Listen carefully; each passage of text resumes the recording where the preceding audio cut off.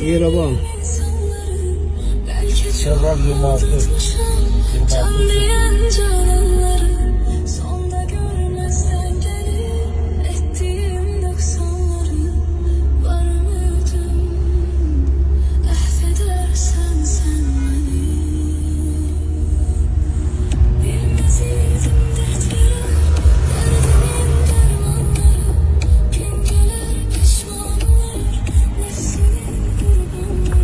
Merkez da bura.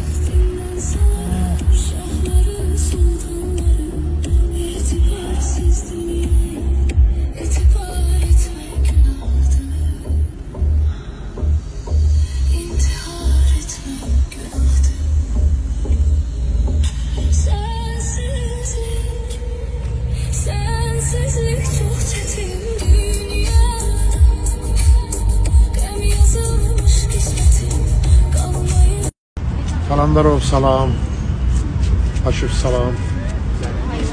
Yerevanın düz ortasındayıq.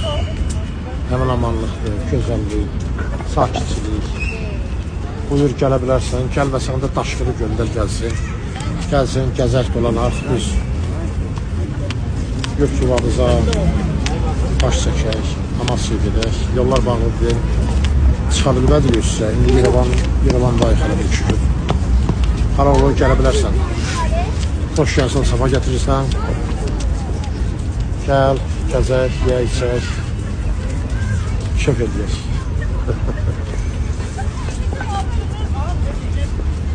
Sakitçilik, yaxşılıqdır. Həmin amanlıqdır. Qəşəngdə qarşıladılar. Dur gəl, xalaoğlu, dur gəl. Gəlmirsən, daşqını göndər gəlsin.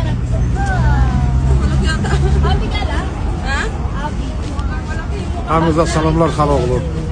Yerevanın düz ortasından salamlar.